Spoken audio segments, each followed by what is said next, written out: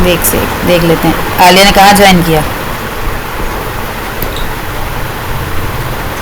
उसने कहा था पहले। चलो स्टार्ट कर रहे हैं।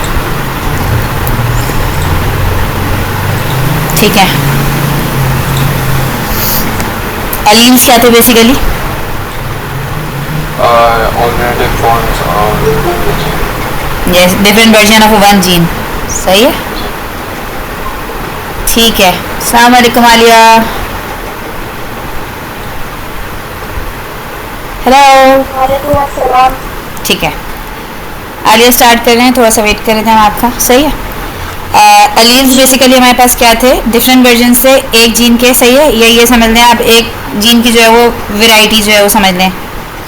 ठीक है, अब हमने जो पहले पढ़ चुके थे उसका ज़रा सा रिवीजन करेंगे, फिर हम आगे बढ़ेंगे ना, ताकि उससे थोड़ा सा रिलेटेड बाकी सारी चीज़ें जो है वो हम कवर कर सकें। जैसे हमने क्या कहा था, जैसे कि एक क्रोमोसोम के अंदर जो एक जीन की लोकेशन है आपके पास, उसके अंदर जो डिफरेंट वर्जन हैं वो आपके जो है वो अलील्स होते हैं बेसिकली। सही है, अब उसके अंदर क्या होता है, यहाँ पे आपके पास बेसिकली ट्रांसलेशन होती है, फिर mRNA जो है वो प्रोड्यूस होता है, फिर उसके बाद क्या होता है, आपकी ट्रांसलेशन होती है जो कि एंजाइम जो है वो बनाता है आपका। फिर एंजाइम जो है वो आपका सबस्ट्रेट जब उसके ऊपर जाके जो अफेक्ट करता है, एक सबस्ट्रेट आपके उस पर जाके जब कनेक्ट कर जाता है एंजाइम पे, प्रॉपर एंजाइम बना हुआ है आपका, पॉलीपेप्टाइड एंजाइम है, तो फिर वो आपके जैसे हमने क्या किया था पहले, पिगमेंट जो है वो शो कर रहा था आपके। सही है, ठीक है। अब यहाँ पे हमने एक एग्जांपल दी हुई थी कि आपका जो था वो TYR जीन था।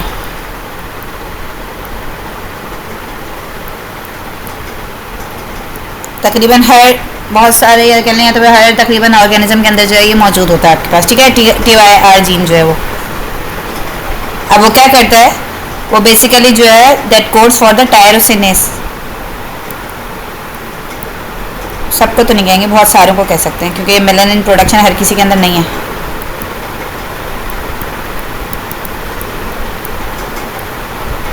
सही है, अब ये आपका जो है वो क्या करता है, एंजाइम जीन नंबर आपके ना ये 11 पे मौजूद होता है। जीन नंबर 11 है तो ये किसके अंदर मौजूद होगा, ये सेक्स क्रोमोसोम्स में होगा या ये ऑटोसोम्स में होगा? यस, तो ये ऑटोसोम्स के अंदर मौजूद होता है। सही है, अब क्या होता है, ये कोड करता है किसको, टायरोसिनेस को कोड करता है। तो फिर बेसिकली ट्रांसलेशन और ट्रांसक्रिप्शन के बाद आपके पास यहाँ पे क्या आ जाता है, टायरोसिनेस एंजाइम मौजूद होता है आपके पास। ठीक है, अब वो टायरोसिनेस जो है वो क्या कर रहा होता है आपके पास, स्किन को, हेयर को, आइज़ के कलर को, इन चीज़ों को जो है वो अफेक्ट कर रहा होता है आपके पास बेसिकली। इसका फंक्शन जब अगर आपसे पूछा जाएगा कि टायरोसिनेस का फंक्शन क्या है, तो टायरोसिनेस का फंक्शन जो है वो इसके अंदर दो जो प्रोसेसेस होते हैं मेलानिन पिगमेंटेशन के, मेन जो दो प्रोसेसेस हैं उनके अंदर जो है ये इन्वॉल्व होता है। हम जैसे देखें इसके पास आपके पास टायरोसिन जो होता है, ये सबस्ट्रेट है आपका टायरोसिन। अब यहाँ पे क्या है हमारे पास, टायरोसिनेज एंजाइम। अब वो जब इस पे जाके कनेक्ट करता है तो उससे वो क्या बनाता है, हमने पहले पढ़ा था, डोपा। सही है, और फिर डोपा जो है वो आपका फिर अगेन जो है वो टायरोसिनेज से जाके जो है वो कनेक्ट करता है, और फिर उसके बाद वो उससे वो क्या करता है, डोपाक्विनोन बनाता है।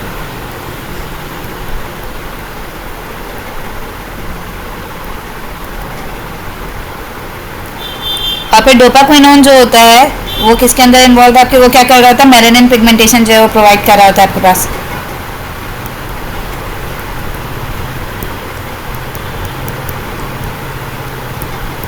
हम ये पहले पढ़ चुके थे।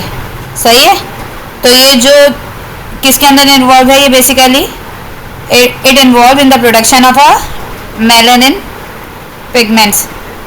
कि ये जो आपका टायरोसिनेज जो है ये किसके अंदर इन्वॉल्व है, दो मेन प्रोसेसेस जो हैं जो टायरोसिन से डोपा बनाने में और डोपा से डोपाक्विनोन बनाने में जो है वो इन्वॉल्व है। ये टायरोसिनेज का जो है ये फंक्शन है बेसिकली। सही है, अब अगर आपके पास ये TYR जीन ही जो है वो म्यूटेटेड हो जाए किसी भी वजह से, उसका जो है वो स्ट्रक्चर चेंज हो जाए, तो आपके पास जो टायरोसिन जो है वो इससे कनेक्ट नहीं कर पाएगा, जब कनेक्ट नहीं कर पाएगा तो आगे डोपा भी नहीं बनेगा, जब डोपा भी नहीं बन पाएगा तो फिर आगे डोपाक्विनोन भी नहीं बनेगा, डोपाक्विनोन नहीं होगा तो फिर वो मेलानिन पिगमेंटेशन जो है वो नहीं होगी। इससे अफेक्ट किसको होगा? फिर से स्किन को, हेयर को, आयरिस कलर को, कि वो जो है वो पिंकिश आइज हो जाएंगी, पेल हेयर्स हो जाएंगे, स्किन का कलर जो है वो उसमें मेलानिन प्रोडक्शन जो है वो नहीं है, तो जाहिर सी बात है उसका वो भी वाइटिश टाइप के से पिंकिश टाइप का सा कलर हो जाएगा। इसमें एक और इफेक्ट क्या होता है, ऐसे लोगों को जो अल्बाइनो जो होते हैं उन पे जो रेजेस वगैरह होती हैं वो भी बहुत ज़्यादा इफेक्ट करती हैं इसी वजह से, और उनके अंदर टेंडेंसी भी बहुत होती है कि म्यूटेशन वगैरह हो जाए और कैंसर वगैरह के चांसेस वगैरह जो हैं वो स्किन के इनके अंदर बहुत ज़्यादा होते हैं इसी वजह से as compare to the normal person. सही है, हम ये पढ़ चुके थे। अब जब हम इसको देखते हैं, जैसे कि अगर हमने TYR जीन जो आपके पास है, सही है, एक उसमें क्या है हमारे पास कि जो कोड कर रहा है टायरोसिनेज को नॉर्मल जो है वो बिल्कुल एक ये नॉर्मल है आपके पास, सही है। हम इसको डोमिनेंट ए से जो है वो कर देते हैं। सेकंड आपके पास जो है वो म्यूटेटेड हो गया TYR जीन, सही है। तो जब वो म्यूटेटेड है तो हम उसको, वो क्या होता है, वो रिसेसिव से शो होता है क्योंकि वो अपनी ज़्यादा जो प्रॉपर्टीज़ जो है वो एक्सप्रेस नहीं करता अगर जो है वो डोमिनेंट वाला जो है वो मौजूद है, सही है। ये म्यूटेटेड है आपका। अभी आगे जाके ना आपको एक मज़े की चीज़ और पता चलेगी इनको पढ़ते पढ़ते। अब अगर हम इनकी जीनोटाइप जैसे देखें तो जीनोटाइप इनकी क्या हो सकती है और फिनोटाइप इनकी क्या हो सकती है। जीनोटाइप में इनके पास क्या हो सकता है, दोनों जो है वो नॉर्मल हो गए और एक आपका जो है वो नॉर्मल है और एक आपका एबनॉर्मल है, और फिर दूसरे जो है वो दोनों रेसेसिव हो गए, दोनों यानी क्या वो करेंगे, अल्बाइनो जो है मैन हो जाएगा आपका, वो यानी एल्बिनिज्म हो जाएगा, ALBINISM, सही है। अब ये दोनों जो बाकी हैं ये नॉर्मल होंगे, इनके अंदर नॉर्मल मेलानिन प्रोडक्शन होगी क्योंकि जब डोमिनेंट मौजूद है तो फिर उस वो क्या होगा, आपके रिसेसिव को जो वो एक्सप्रेस नहीं होने देगा, सही है। अभी तक यहाँ पे जो है वो TYR जीन हमने जो है उसको दोबारा एक हल्का सा जो है उसका रिवीजन कर लिया। फिर हमने सेकंड जो पढ़ा था वो था F8 जीन, हम पहले भी पढ़ चुके थे, ठीक है ना। अब F8 जीन जो था वो हमने क्या कहा था, कहाँ मौजूद होता है, कहाँ मौजूद होता है F8 जीन? ऑटोसोम्स में होता है या तो फिर सेक्स क्रोमोसोम्स में होता है, बताइए कौन बता रहा है? क्या ये वाला भी ऑटोसोम है? आलिया,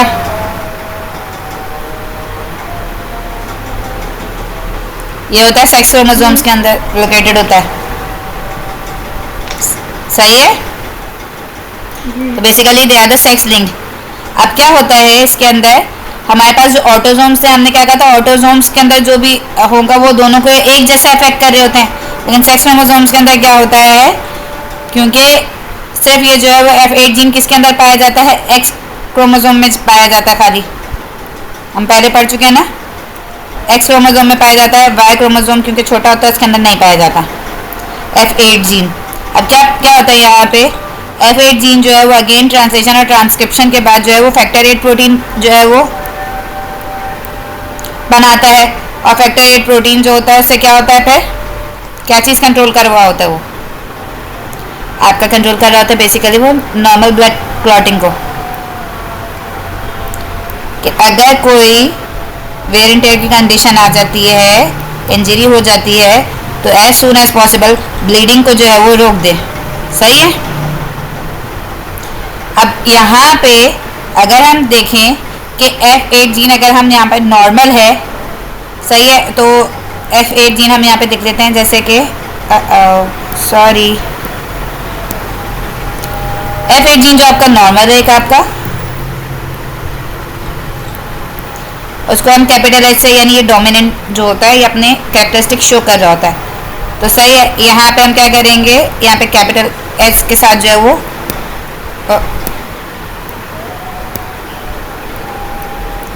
कैपिटल एच से जो है वो उसको शो करेंगे। और जो आपका म्यूटेटेड है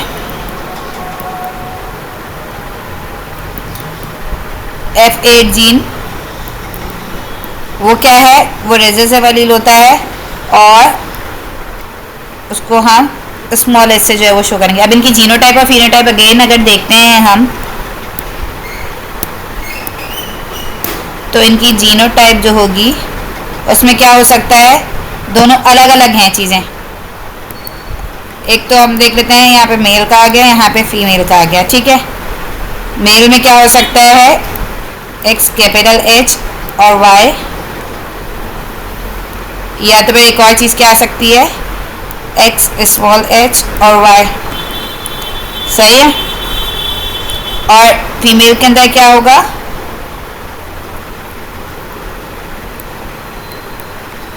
दोनों या तो डोमिनेंट होंगे, कैपिटल एच वाले हो जाएंगे एक्स एक्स, या आपके पास एक्स कैपिटल एच और स्मॉल एच, फिर इसके बाद एक और चीज़ हो सकती है, दोनों रेसेसिव हो गए,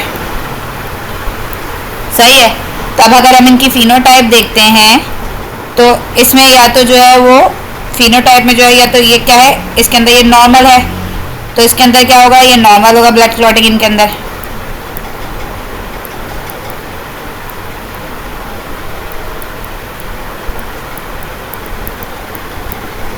और सेकंड जो है वो आपके पास क्या है, ये रेसेसिव वाला है, इसके अंदर डोमिनेंट नहीं मौजूद, तो फिर इसके अंदर क्या होगा, ये हीमोफीलिया का होगा।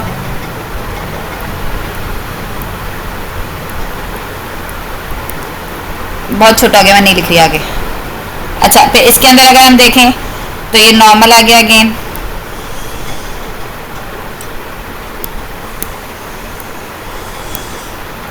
ये नॉर्मल आ गया। और फिर इसके बाद आपके पास एक डोमिनेंट है और एक रेसेसिव है, तो ये कौन सा होना चाहिए, आलियन मुर्तजा, कौन सा भी कौन करिए, ये वाला,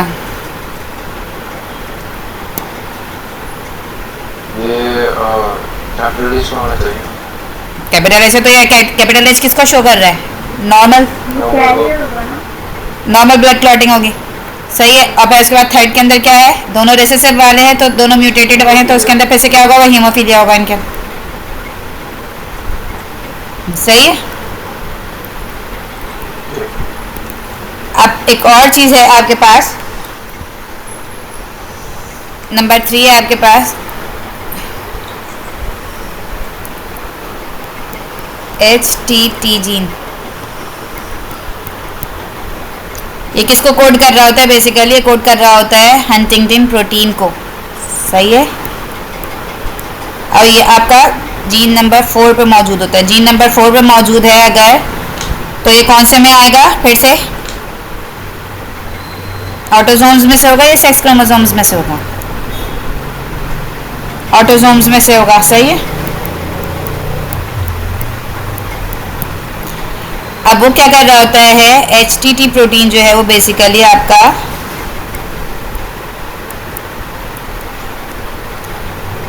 HTT जीन जो है वो आपका कोड कर रहा होता है किसको, हंटिंगटन प्रोटीन को।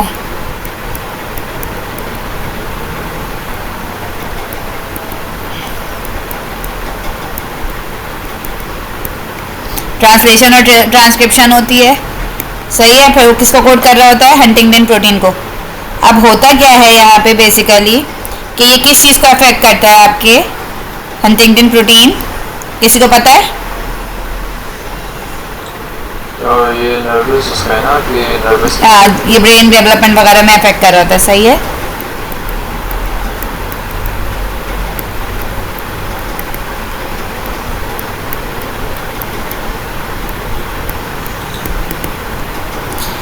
अब देखो इनके अंदर जो है वो एक लाइन जाती है, बेसिकली ये एक पैटर्न फॉलो कर रहे होते हैं। इसके अंदर जो HTT प्रोटीन होता है, HTT जीन जो होता है, सॉरी, वो किसको फॉलो कर रहा होता है, एक पैटर्न को, CAG, फिर CAG। ये इस तरह से जो इनका पैटर्न होता है वो रिपीट कर रहा होता है, कितनी दफ़ा, 21 टाइम्स। जब 21 रिपीट्स होते हैं तो इसका मतलब है ये नॉर्मल है, सही है। और अगर फिर ऐसा भी हो सकता है कभी कि म्यूटेशन हो गई है और फिर ये जो है वो HTT जीन की जो CAG की जो रिपीटेशन जो है वो 36 से लेके 39 तक हो गई है, सही है। तो फिर क्या होता है कि इसके अंदर चांसेस हो जाते हैं कि इट में डेवलप हंटिंगटन्स डिजीज़, कि वो डिजीज़ जो है उसके अंदर अब हो सकती है। और फिर क्या होता है कि अगर जो है वो 40 से प्लस चले जाए अगर रिपीट, सही है,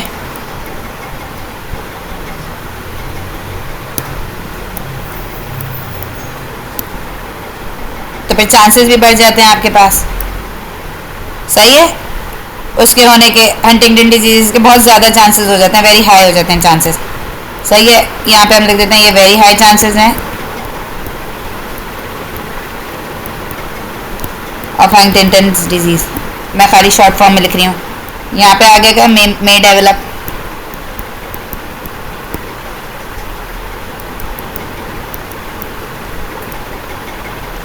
और जब ये 21 टाइम्स है तो फिर क्या है, ये नॉर्मल है, सही है। अब होता क्या है इनके अंदर बेसिकली हंटिंगटन्स डिजीज़ के अंदर कि ये जो अपने सिम्टम्स जो होते हैं ना ये बहुत ज़्यादा स्लो जो है वो एक्सप्रेस करना शुरू करता है, सही है। और जब इंसान बड़ा हो जाता है एट द एज ऑफ 30-40, मतलब उस टाइम पे जाके जो है ये अपने जो सिम्टम्स जो है वो शो करना शुरू कर देता है। मूड स्विंग्स होना शुरू हो जाएंगे बहुत ज़्यादा, और मसल्स की कोऑर्डिनेशन जो है वो वीक हो जाएगी, वो लॉस हो जाएगी, और फिर जो लॉस ऑफ कॉग्निशन हो जाएगा। ये सारे जो है इसके अंदर जो है वो मसले मसाइल जो है वो पैदा हो जाते हैं हंटिंगटन डिजीज़ के अंदर, सही है। अब यहाँ पे क्या होता है बेसिकली कि हम यहाँ पे देखते हैं दो तरह से अब इसको भी बना देते हैं। हमने सबको जो है वो दोनों टाइप बनाए हैं ना, कि एक नॉर्मल है और एक जो है वो म्यूटेटेड है।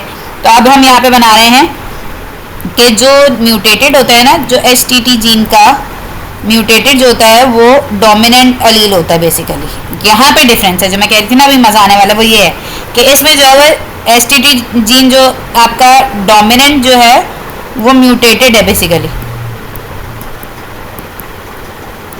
यानी खराब वाला जो है वो डोमिनेंसी शो करेगा, अपने एक्सप्रेशन जो है वो शो करेगा।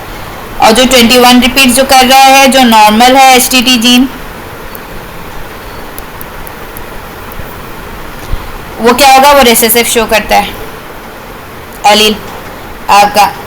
अब क्या होता है यहाँ पे, अब अगर आप इसका देखें जीनोटाइप और फिनोटाइप, अगर अब हम देखते हैं तो अगर दोनों कैपिटल H हैं तो पॉसिबिलिटीज़ देख रहे हैं ना, या दोनों एक जो है वो आपका कैपिटल H है और एक स्मॉल h है, और एक आपका जो है वो दोनों जो है वो रिसेसिव हो गए आपकी तरफ। अब रिसेसिव वाले तो जो है वो दोनों क्या हो जाएंगे, वो नॉर्मल हो जाएंगे, सही है।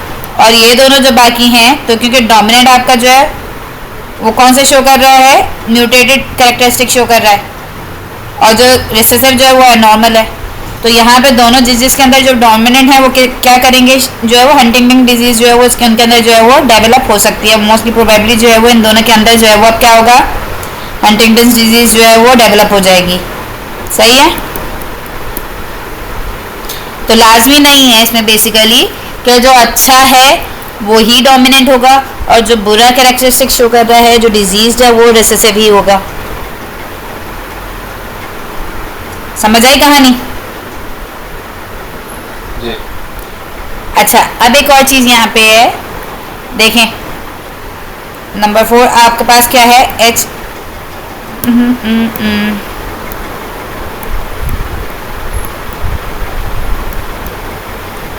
HBV जीन है आपके पास।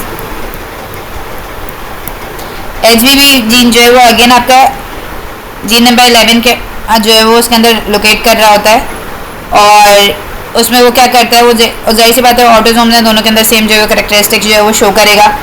वो क्या किस चीज़ को कोड कर रहा होता है, बीटा ग्लोबिन के को जो है वो कोड कर रहा होता है बेसिकली। आपका HBV जीन जो है वो ट्रांसलेशन और ट्रांसक्रिप्शन के बाद क्या करता है, बीटा ग्लोबिन को जो है वो कोड कर रहा होता है। बीटा ग्लोबिन क्या है, कोई बताएगा मुझे?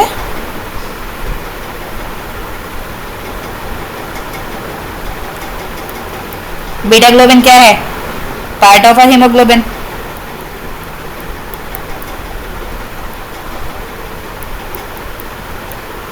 सही है, ये एच बी हीमोग्लोबिन के लिए लिखा है मैंने। अच्छा, और फिर इससे किस चीज़ को अफेक्ट कर रहा होता है आपकी, ये आरबीसीज की शेप को और ऑक्सीजन की ट्रांसपोर्ट को जो है वो अफेक्ट कर रहा होता है। बेसिकली शेप में और ऑक्सीजन ट्रांसपोर्टेशन में ट्रैप करने में बहुत ज़्यादा जो है वो आपस में कनेक्शन है। अब वो क्या कर रहा होता है, बेसिकली शेप को वो शेप को जो है वो सही रखने में जो है और ऑक्सीजन को ट्रांसपोर्ट करने में सबसे ज़्यादा मेन किरदार जो है वो आपका ये बीटा ग्लोबिन का है आपके पास। सही है, तो यहाँ पे हम लिख देते हैं ये अफेक्ट कर रहा होता है। फिनोटाइप में हम देखेंगे affects the shape of RBCs. Sickle cell anaemia की तरह। हाँ, समझ आई कहानी।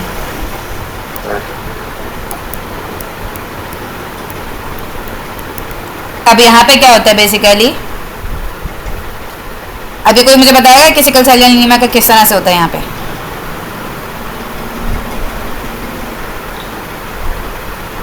क्या मतलब, कैसे हो रहा है उसके अंदर म्यूटेशन में क्या हो रहा होता है इसमें बेसिकली। म्यूटेशन कैसे हो रही है ये पूछ रहे हैं आप? जी, ये पूछने के इसमें म्यूटेशन में क्या हो रहा है यहाँ पे, इसके अंदर म्यूटेशन जब होती है तो फिर क्या हो जाता है जिसकी वजह से सिकल सेल एनीमिया हो जाता है।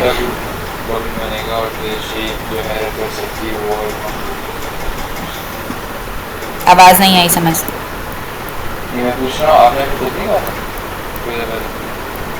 देखो, नॉर्मल प्रोडक्शन और बीटा ग्लोबिन जिससे आपकी शेप खराब हो जाती है।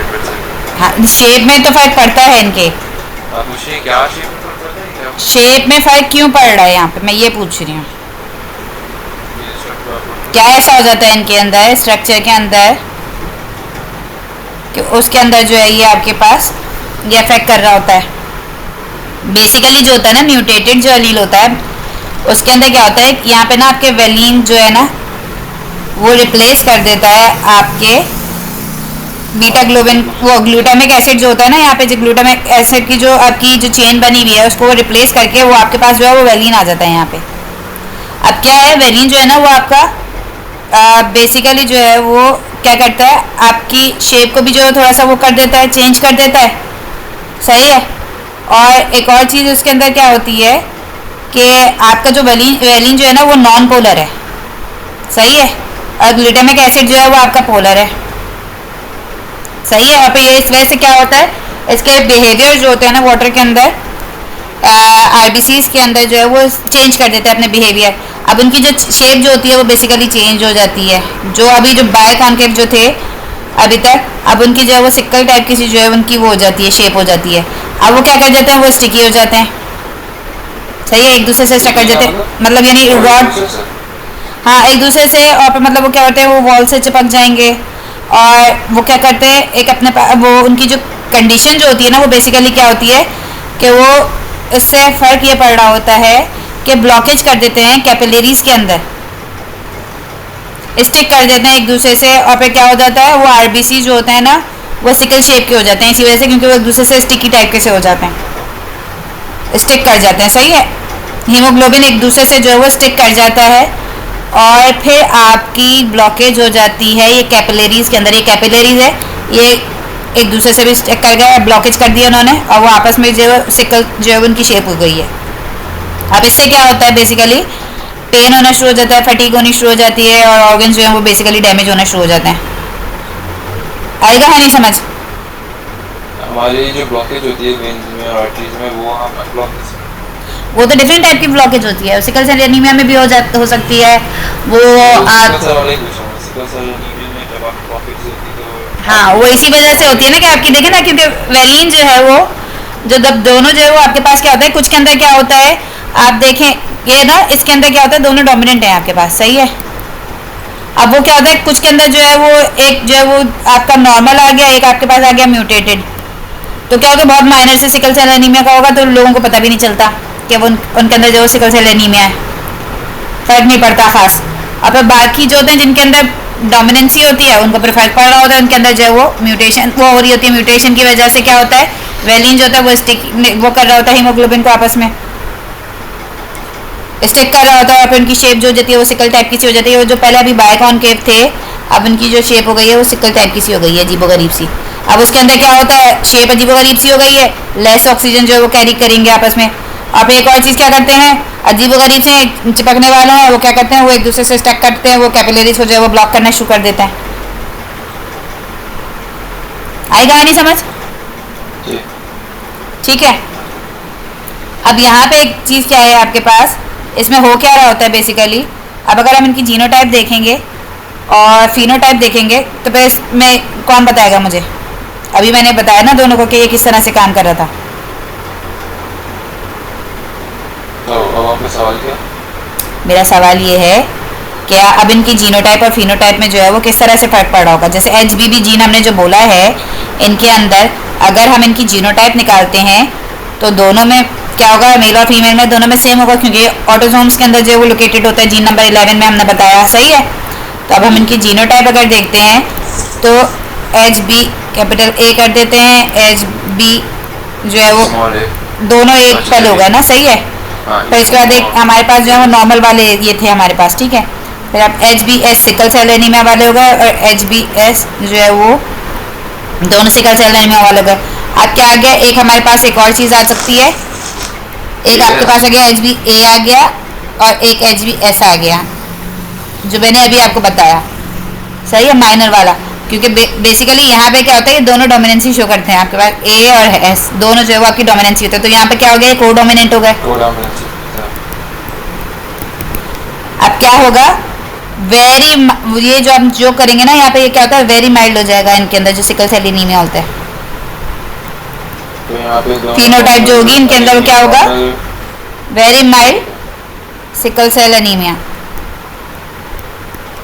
सही है। और इनके अंदर क्या है, दोनों सिकल सेल एनीमिया, ये दोनों S वाले हैं, सॉरी एक सेकंड रुकना, दोनों S वाले हैं, सिकल सेल वाले हैं, तो यहाँ पे क्या होगा, सिकल सेल एनीमिया हो जाएगा। और यहाँ पे दोनों जो है वो नॉर्मल वाले हो गए। ये इनकी क्या थी, ये तीनों, ये जो है वो फिनोटाइप्स थी और ये जीनोटाइप्स थी सारी। अब बताएं क्या कह रहे हैं,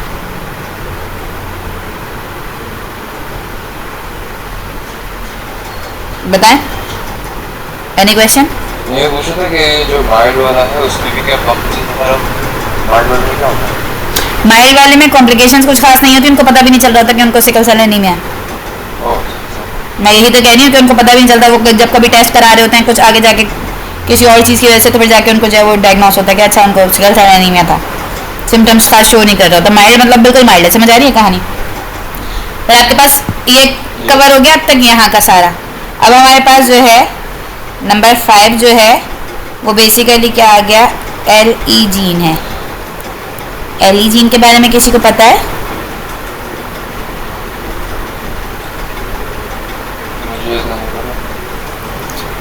LE जीन जो होता है वो बेसिकली कौन बताएगा, आलिया बताएंगी?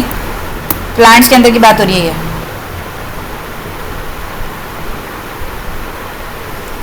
LE जीन जो होता है वो बेसिकली प्लांट्स के अंदर मौजूद होता है, सही है। अब मैं इसके बारे में कुछ ज़्यादा खास पढ़ने की ज़रूरत है नहीं, आप बस ये याद रखें ये क्या होता है कि किस चीज़ को बहुत ज़्यादा ना, ये इसकी जो नीड होती है ना, it basically codes for an enzyme needed to produce an active gibberellin.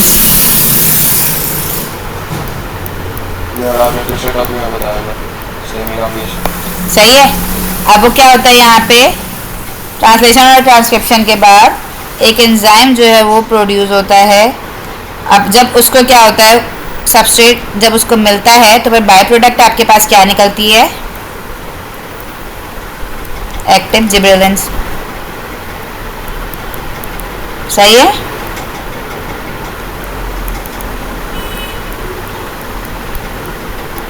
ये डबल बी था। अब क्या होता है यहाँ पे, अगर इसके अंदर म्यूटेशन हो जाती है, इस जीन के अंदर, LE जीन के अंदर आपके पास म्यूटेशन अगर हो गई,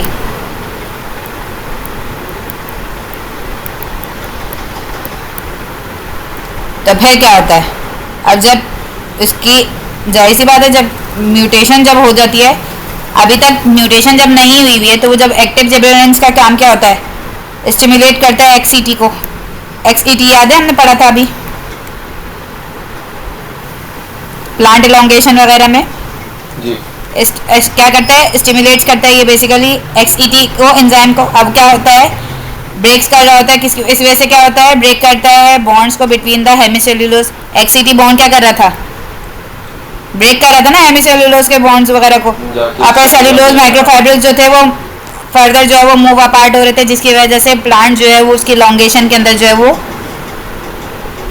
अफेक्ट कर रहा था कि वो प्लांट जो है वो एलोंगेटेड हो रहा था, उसके जो है वो टॉल प्लांट जो है वो हो रहा था। जो अभी तक शॉर्ट प्लांट था यहाँ पे आपके पास, वो आगे जाके जो है वो इसकी हाइट पे जो है वो बेसिकली अफेक्ट कर रहा था XET एंजाइम, सही है, एक्टिव जिबरेलिन्स जो था।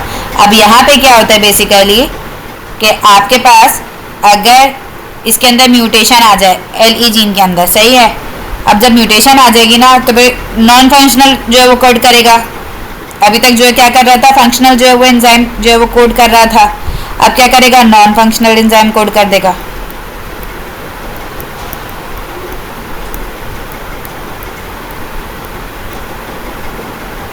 सही है। अब जब नॉन फंक्शनल एंजाइम कोड कर देगा, उसकी बेसिकली अगेन फिर से शेप चेंज हो गई, आपको इस वो सबस्ट्रेट आके लगेगा तो फायदा नहीं है ना, उसकी जाहिर सी बात है वो अटैच ही नहीं हो पाएगा। अब जब वो अटैच नहीं हो पाएगा तो फिर क्या होगा, फिर एक्टिव जो है वो जिबरेलिन्स जो है वो नहीं होंगे, एक्टिव जिबरेलिन्स जो है वो स्टिमुलेट नहीं कर पाएंगे, उसको क्या कहते हैं, देखो एक्टिव जिबरेलिन्स जो है वो नहीं बने, एक्टिव जिबरेलिन्स ने स्टिमुलेट नहीं करा XET एंजाइम को, और फिर XET ने क्या किया, इलोंगेशन जो है वो नहीं कॉज करी, सही है, सेल इलोंगेशन जो है वो नहीं हो पाएगी, सॉरी, और जब सेल इलोंगेशन ही नहीं हो पाएगी तो फिर आपका जो प्लांट जो है वो क्या होगा, ड्वार्फ रह जाएगा। सही आई समझ। तो आपके पास यहाँ पे क्या था, अब अगर हम देखें कैपिटल L और स्मॉल e जो था वो आपका नॉर्मल एंजाइम जो है वो कोड कर रहा था, सही है, ये नॉर्मल था। अब जब आपका ये स्मॉल l और स्मॉल e जो है वो आपका नॉन फंक्शनल यानी म्यूटेटेड जो है वो आपका हो चुका है, यहाँ पे एंजाइम LE जीन जब आपका, सॉरी जीन क्या हो गया, LE जीन जब आपका म्यूटेटेड हो जाएगा तो वो क्या करेगा, नॉन फंक्शनल जो है वो एंजाइम जो है वो प्रोड्यूस करेगा। अब यहाँ पे अगर हम इनकी दोबारा देखें जीनोटाइप और फिनोटाइप, तो फिर क्या है, आपके दो तरह से हो सकते हैं, LE और LE और फिर क्या, एक कैपिटल L और स्मॉल e और स्मॉल l और स्मॉल e, सही है। ये तीन जो है वो आपके पास जो है वो पॉसिबिलिटीज़ हो सकती हैं। अब ये कैपिटल L कैपिटल E जो हैं दोनों, वो नॉर्मल एंजाइम जो करेंगे, सही है, और नॉर्मल एंजाइम जब बनाएंगे तो फिर एक्टिव जिबरेलिन्स जो है वो प्रोड्यूस होंगे और फिर सेल इलोंगेशन हो जाएगी और टॉल प्लांट होगा आपका, सही है। और फिर इसके बाद क्या है, स्मॉल l स्मॉल e दोनों रिसेसिव हैं, तो फिर यहाँ पे क्या होगा, दोनों जो है वो आपके क्या कहते हैं नॉन फंक्शनल जो है वो एंजाइम बनाएंगे, तो फिर क्या होगा, आपका एक्टिव जिबरेलिन्स नहीं बनेंगे, सेल इलोंगेशन नहीं होगी, और फिर आपका जो प्लांट जो होगा वो क्या हो जाएगा, ड्वार्फ हो जाएगा।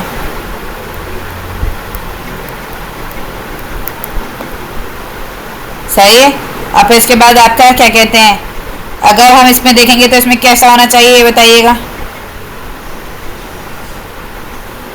ये आपका एक डोमिनेंट है और एक रेसेसिव है।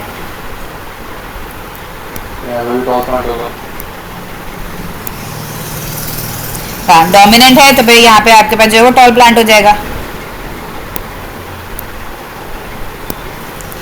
सही है।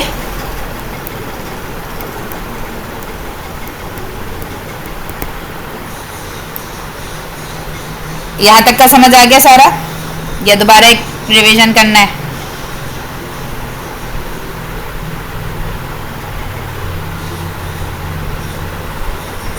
एक क्विक रिवीजन करना है या आगे बढ़ना है?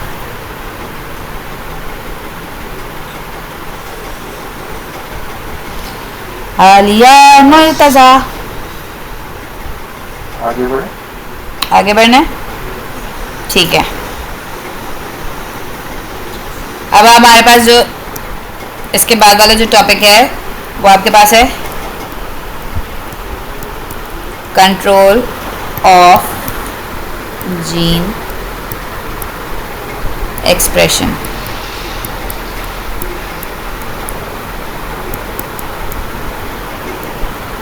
ये किसी को पता है इसके बारे में? कोई बता सकता है?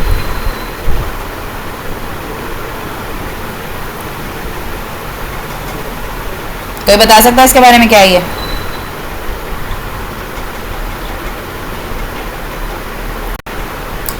बेसिकली इसको आसानी से अगर हमें समझना हो तो एक जीन जो है वो आपका ट्रांसलेशन वो ट्रांसक्रिप्शन के बाद जो है वो पॉलीपेप्टाइड बना रहा होता है, सही है?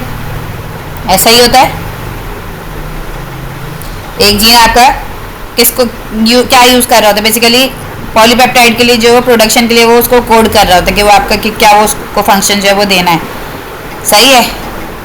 अब लेकिन जो है वो हर जीन जो है वो एक्सप्रेस नहीं हो पाता, पता है ये बात आपको? कि जैसे एक आदमी के अंदर आपके पास जो है वो रिले न्यूरॉन भी हैं,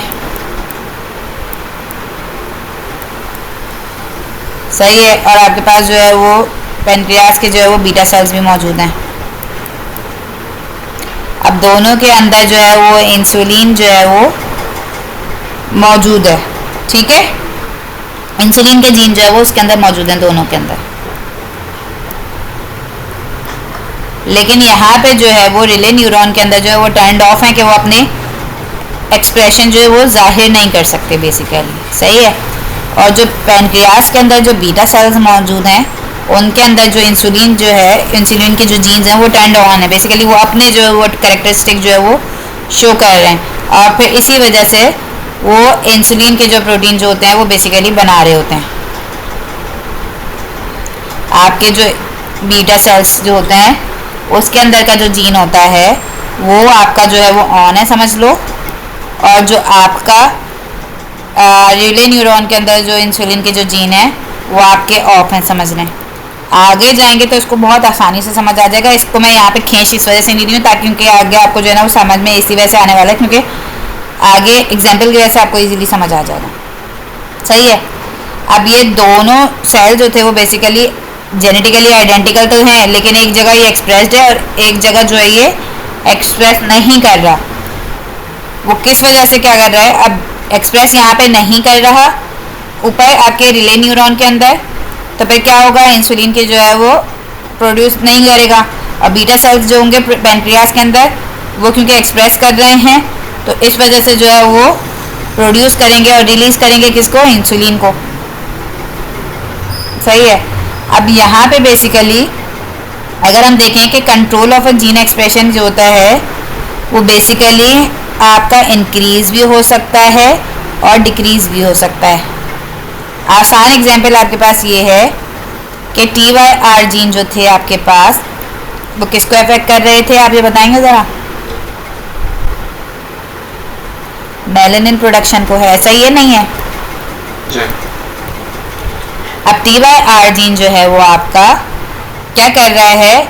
ये एक्सप्रेस कर रहा है अपने आप को वैसे तो, सही है? लेकिन आपके जो इसकी जो रेट जो है वो एक्सप्रेशन का वो लो है अभी। अब क्या होगा? लो मेलानिन प्रोडक्शन है इसके अंदर, लो टायरोसिनेज आएगा, लो टायरोसिनेज कंसंट्रेशन होगी, तो फिर उसके बाद क्या होगा? लो मेलानिन प्रोडक्शन होगी। अब लो मेलानिन प्रोडक्शन होगी तो फिर उसका जो है वो लाइट ब्राउन कलर हो जाएगा ऑर्गेनिज्म का, सही है? आपका ये लाइट ब्राउन कलर जो है वो आया। अब क्या होगा? लेकिन अब अगर जो है इसके अंदर इसके ऊपर यूवी लाइट पड़ रही है, सनलाइट में निकला हुआ है, एक होता है ना आपके अंदर क्या कहते हैं बहुत सारे जैसे लोगों के कलर फेड हो जाते हैं, बहुत ज़्यादा मेलानिन प्रोडक्शन हो जाती है, डार्क हो जाती है स्किन, होता है ऐसा नहीं होता? तो बस अब क्या होता है जब यूवी लाइट पड़ती है ऑर्गेनिज्म के अंदर तो अभी तक उसका कलर जो है वो लाइट ब्राउनिश टाइप का साइल स्किन कलर जो है उसका पिगमेंटेशन जो है वो उसके अंदर कम है। अब क्या होगा? जब यूवी लाइट पड़ेगी तो रेट जो है वो आपका एक्सप्रेशन का TYR जीन का वो क्या होगा? वो हाई हो जाएगा। अब जब हाई हो जाएगा तो there is a higher concentration of a tyrosinase, सही है? अभी तक ये जो टायरोसिनेज की जो कंसंट्रेशन थी वो लो थी, अब जो नीचे आ गई है वो यूवी लाइट की वजह से अब कंसंट्रेशन ज़्यादा हो गई है। अब जब कंसंट्रेशन ज़्यादा होगी तो टायरोसिन जो है वो ज़्यादा जो है वो डोपा के अंदर कन्वर्ट होगा और ज़्यादा डोपामिन होगा और फिर मेलानिन प्रोडक्शन जो होगी वो ज़्यादा हो जाएगी।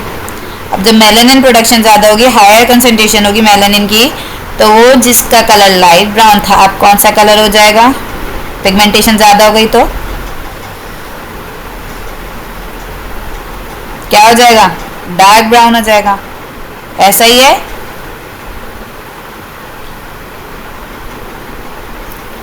जी मेरी बात आ रही? जी अब आ रही है, बोले। मैं जी कह रहा था। देखें अब होता क्या है, इसके अंदर जो कंट्रोल हो रहा होता है जीन एक्सप्रेशन का, उसके अंदर कुछ चीज़ें समझनी आपको लाजमी है। वो कौन सी होती है? अब ये जो हम कह रहे हैं ना एक्सप्रेस जो हो रही होती हैं चीज़ें, अब उसको हम आगे वाली चीज़ों को समझेंगे ना, पीछे वाली चीज़ खुद ही समझ आ जाएगी। हम उसी को बैठ के च्युइंगम अगर बनाते रहते खींचते रहते तो वो ना समझ आने वाला है, ना वो आपको जो है वो उसके बारे में कुछ समझ मतलब इंटरेस्टिंग लगने वाला है उसके अंदर। अब क्या होता है बेसिकली, कुछ होते हैं स्ट्रक्चरल जीन्स होते हैं आपके पास, अच्छा सॉरी, स्ट्रक्चरल जीन्स होते हैं आपके पास कुछ, और कुछ होते हैं आपके पास रेगुलेटरी जीन्स होते हैं।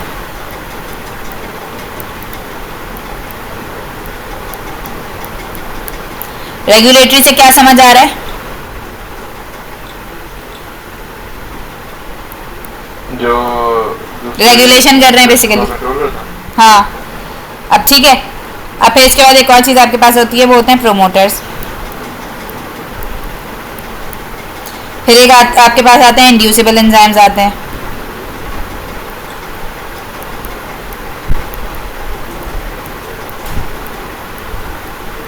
फिर आपके पास आते हैं रिप्रेसिबल एंजाइम्स।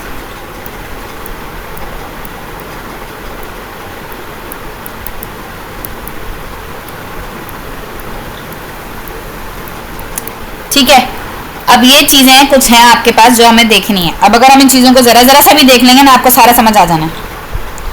अब क्या होता है, रेगुलेटरी जीन्स जो होते हैं वो कोड करते हैं एक प्रोटीन को जो कि अफेक्ट कर रहा होता है एक्सप्रेशन को अदर जीन्स के। सही है। ये कौन से प्रोटीन्स बना रहे हैं? बेसिकली इन्होंने प्रोटीन्स बनाए ऐसे जो कि अफेक्ट कर रहे हैं एक्सप्रेशंस को दूसरे उसके जीन के। समझ आ गई कहानी? रेगुलेटरी जीन्स आपके वो जीन्स हैं, एक ही आपके आ गए, क्रोमोसोम्स आपके आ गए। सही है।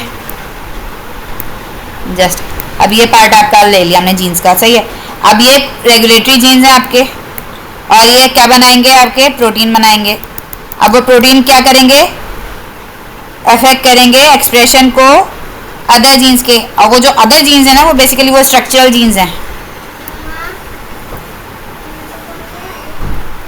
वो बेसिकली जो है वो स्ट्रक्चरल जीन्स हैं। सही है।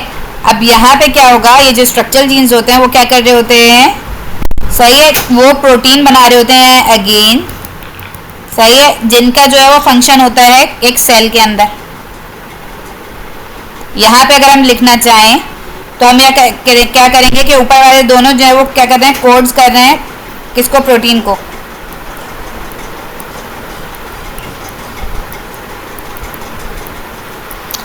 लेकिन आपका जो रेगुलेटरी था उसने क्या किया? रेगुलेटरी वाला जो था वो क्या बना रहा था? उन प्रोटीन्स को बना रहा था दैट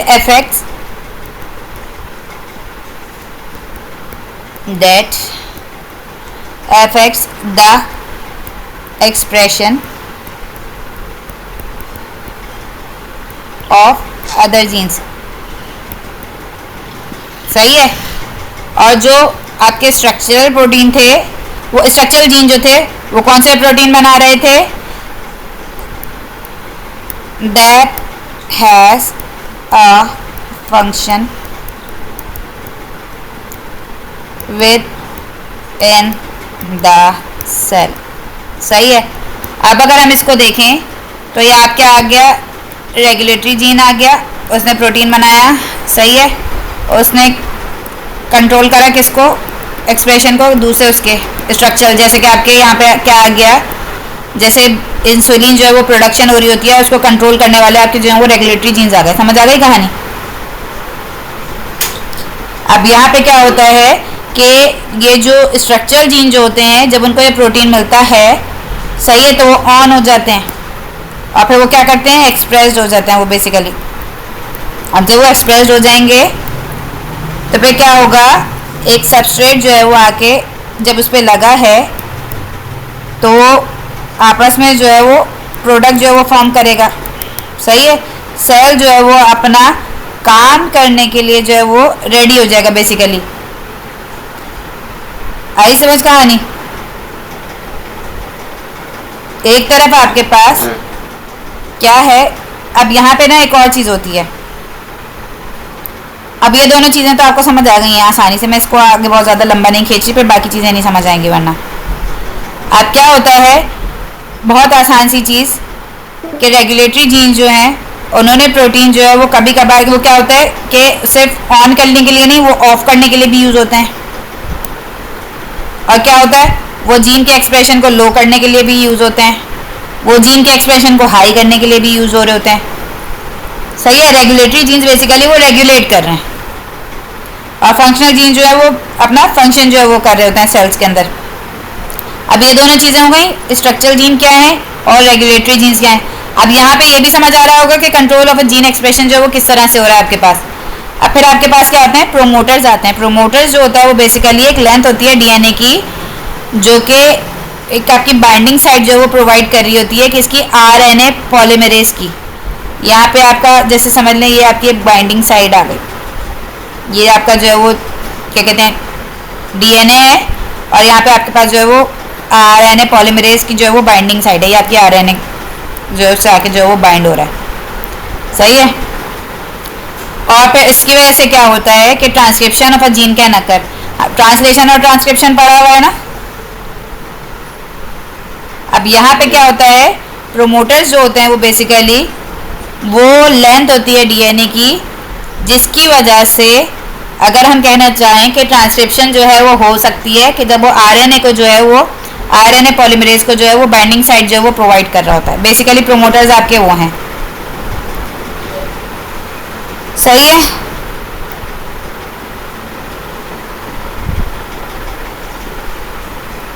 यहाँ पे अब देखो, अब जो बाकी जो है फिर उसके बाद आपका आता है इंड्यूसिबल एंजाइम्स आ जाते हैं कि यहाँ पे एक जैसे ये जो है वो आरएनए के जो साइट प्रोवाइड कर रहे हैं, यहाँ पे क्या होगा, फिर इसके बाद आपकी ट्रांसक्रिप्शन वगैरह होगी, जीन जो है वो फिर क्या कोड करेगा एंजाइम को, और फिर जीन एक्सप्रेशन होंगे, फिर एंजाइम बनेगा, सबस्ट्रेट वगैरह, ये सारी काम हो रहे होते हैं। अब यहाँ पे एक और चीज़ क्या है, इंड्यूसिबल एंजाइम्स जो है वो इंड्यूस, जो वर्ड जो है ना वो आपका इंड्यूस से समझ जाए, इंड्यूसिबल एंजाइम्स है वो। अब क्या होता है यहाँ पे कि जब सबस्ट्रेट मौजूद होता है एक जगह पे, सही है, तो इसका मतलब है वो सबस्ट्रेट है तो इंड्यूस हो रहे हैं वो। अब जब सबस्ट्रेट नहीं है तो इंड्यूस नहीं होंगे, जाहिर सी बात है, वो एक्टिव नहीं होंगे मतलब। अब क्या होता है कि आपके पास एक जीन का एरिया है, सही है, इंड्यूसिबल एंजाइम का। अब वहाँ पे क्या होता है कि एक सेल के पास आपके जो है वो कोई भी सबस्ट्रेट मौजूद नहीं है, सही है। जब सबस्ट्रेट मौजूद नहीं है तो फिर उसको क्या कहते हैं, आपके कुछ आगे जो है वो बनाने की ज़रूरत है, एटीपी वगैरह रिलीज़ करने की ज़रूरत है, आगे एक्टिव होने की ज़रूरत है एंजाइम बनाने के लिए कि जो इसको ब्रेक डाउन करे, नहीं है ना। जब आपके पास सबस्ट्रेट ही मौजूद नहीं है सेल के पास, वो क्यों बनाएगा, वो क्या मांगता है, वो इंडक्शन मांगता है, वो इंड्यूस करना मांगता है कि उसके पास, एक सेल के पास आपके जब सबस्ट्रेट मौजूद होगा तो वो कहेगा ओ यस, मुझे जो है अब जो है वो उसका लिए क्या बनाना है, एक एंजाइम बनाना है जो उसके ऊपर सबस्ट्रेट जाके जो है वो फिट हो जाए, सही है। तो वो बेसिकली क्या होते हैं, ये इंड्यूसिबल एंजाइम्स होते हैं आपके पास, क्योंकि आपके ये जो है वो एक्टिव एटीपी जो है वो इसके अंदर इन्वॉल्व होता है। अगर वो पहले से जो है वो बनाने शुरू कर दें एंजाइम्स वगैरह, तो एनर्जी का बहुत ज़्यादा यूजेज हो जाएगा। तो इस वजह से क्या होता है, ये इंड्यूसिबल एंजाइम्स होते हैं कि ये जो है जब इनके पास सबस्ट्रेट मौजूद होता है तभी जो है ये एक्टिव होते हैं और जो है वो एंजाइम्स बनाते हैं। ये है आपके इंड्यूसिबल जो है वो एंजाइम्स होते हैं, सही है। ये आपके वो एंजाइम्स हैं बेसिकली, आसानी से अगर बोला जाए, that is synthesised when the substrate is present, बस और फिर आपके पास आखिरी जो रह जाता है वो रह जाता है रिप्रेसिबल एंजाइम। सही है। अब रिप्रेसिबल एंजाइम्स जो होते हैं वो कौन से हैं एंजाइम? एक तो आपके पास जो थे वो इंड्यूस जो थे, सही है, वो इंड्यूसिबल जो थे वो क्या थे, वो उनको इंडक्शन चाहिए थी, उनको जो है वो सबस्ट्रेट चाहिए थे बेसिकली। और आपके जो रिप्रेसिबल एंजाइम्स जो हैं वो एंजाइम नॉर्मली जो है वो प्रोड्यूस हो रहे होते हैं। इसका उल्टा है, ये नॉर्मली तो प्रोड्यूस हो रहे हैं रेगुलरली, सही है। और but it synthesis can be blocked by an effector या तो बाय मॉलिक्यूल। अब कोई ये क्या होगा, नॉर्मली जो है वो बन रहे हैं, प्रोड्यूस हो रहे हैं, लेकिन उनको जो है वो ब्लॉक करा जा सकता है, यानी रिप्रेस करा जा सकता है उनको किसी भी एक इफेक्टर से या तो फिर एक मॉलिक्यूल के जरिए। आगे कहानी यहाँ तक की समझ। स्ट्रक्चरल जीन्स कौन से हैं, रेगुलेटरी जीन्स कौन से हैं, प्रोमोटर्स कौन से हैं, इंड्यूसिबल एंजाइम्स कौन से हैं और रिप्रेसिबल एंजाइम्स कौन से हैं। यहाँ तक का समझ आ गया? आलिया जी। ठीक है। अब जो है क्या होता है बेसिकली, इसके आगे का जितना है इसका आप लोग खुद स्टडी करेंगे। और फिर उसके बाद जो है वो उसमें से अगर कुछ भी नहीं समझ आता तो या कोई एक चीज़ ऐसी होती है कि नहीं, मतलब यानी इसके अंदर वो हो गया, क्योंकि इनके अंदर क्या होता है बेसिकली ये लोग डेफिनेशंस मांग रहे होते हैं इसकी। तो अगली दफ़ा में अभी जितना हमने पढ़ाई, क्योंकि अभी हमने बहुत सारी टर्म्स एक साथ कवर कर लिए हैं, छोटी छोटी सी सही, लेकिन हमें इसको जो है वो बहुत ज़्यादा टाइम देना पड़ेगा कि वो, ताकि कभी भी ऐसा ना हो कि वो आपके इसमें मिक्सअप हो जाए सारी की सारी। हमने कौन कौन सी चीज़ें पढ़ ली हैं अभी तक? हमने इंड्यूसिबल एंजाइम्स पढ़ लिए, रिप्रेसिबल एंजाइम्स पढ़ लिए, स्ट्रक्चरल जीन्स पढ़ लिए, रेगुलेटरी जीन्स पढ़ लिए, प्रोमोटर्स पढ़ लिए हमने। और उसके अलावा हमने क्या पढ़ा है सॉरी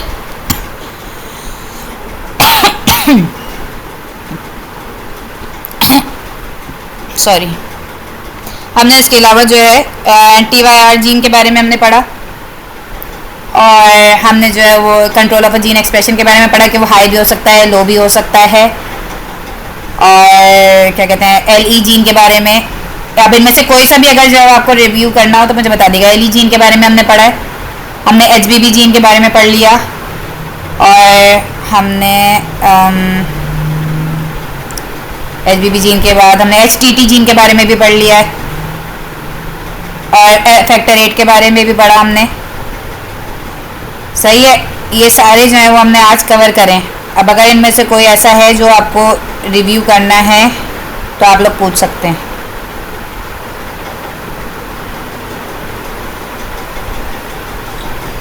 आपसे सवाल अभी पूछने का या वीकेंड के रिव्यू? अभी तक का जो मैंने पढ़ा है इसमें से अगर अभी आपने कोई सवाल करना है तो अभी आप लोग पूछ लें। अभी का कोई सवाल?